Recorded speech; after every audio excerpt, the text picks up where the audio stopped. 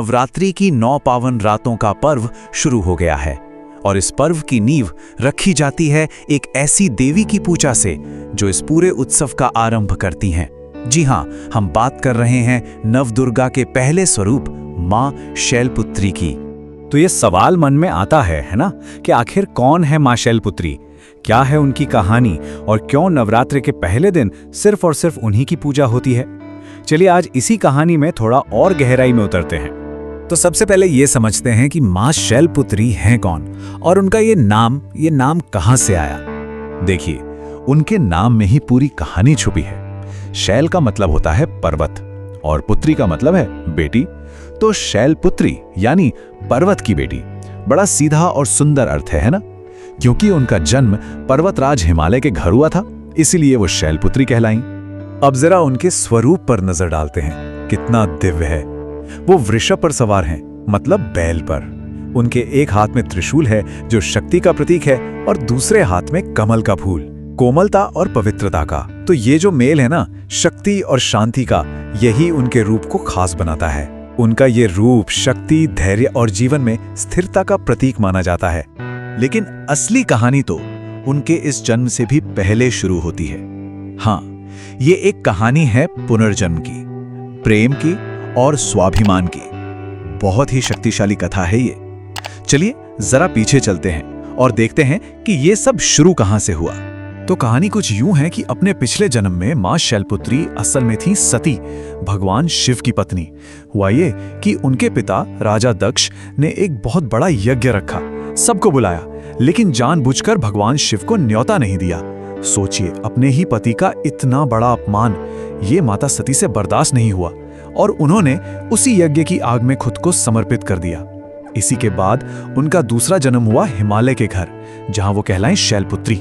और फिर उन्होंने इतनी कठोर तपस्या की कि एक बार फिर भगवान शिव को अपने पति के रूप में पा लिया। तो मतलब उनका ये जो बलिदान था वो सिर्फ एक दुखद अंत नहीं था, नहीं, बल्कि ये अपमान के ऊपर स्वाभिमान की एक जबरदस्त जीत थी। ये उनके किरदार की गहराई को दिखाता है। ठीक है, कहानी तो हमने समझ ली, पर सवाल अब भी वही है, नवरात्रि के पहले ही दिन इनकी पूजा क्यों होती है? मतलब क्या खास है इस दिन की पूजा में? इससे हमें मिलता क्या है? तो देखिए, इसके दो पहलू हैं। एक तो है सांसारिक आशीर्वाद। कहते हैं कि मां शैलपुत्री की पूजा से शक्ति, हिम्मत और जीवन में एक ठहराव, एक स्टेबिलिटी आती है। और दूसरा है ज्योतिषीय प्रभाव। ज्योतिष में मां शैलपुत्री का सीधा संबंध चंद्रमा से माना गया है।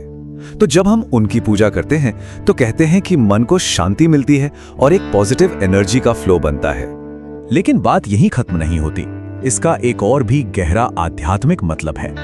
पहले दिन उनकी पूजा सिर्फ एक रस्म नहीं है, ये असल में एक नई आध्यात्मिक शुरुआत का प्रतीक है।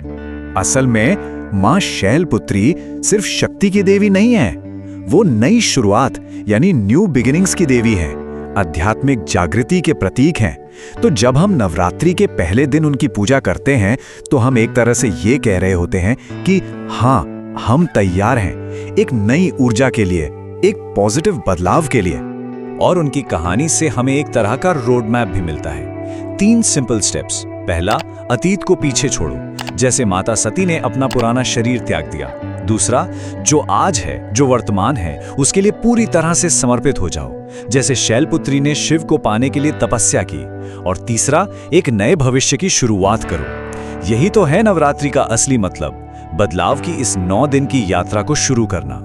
तो जब हम नवरात्रि के इस पहले दिन की पूजा करते हैं तो ये सोचने का एक बहुत अच्छा मौका है कि मां शैलपुत्री की कहानी से प्रेरणा लेकर हमारी अपनी नई शुरुआत क्या होगी। इस नवरात्रि वो कौन सी एक चीज है जिसे हम बदलना चाहते हैं या शुरू करना चाहते हैं। यदि आपको ये जानकारी पसंद आई हो तो ऐसे ही और रोचक वीडियो के लिए भारत की धरोहर को अवश्य सब्सक्राइब करें।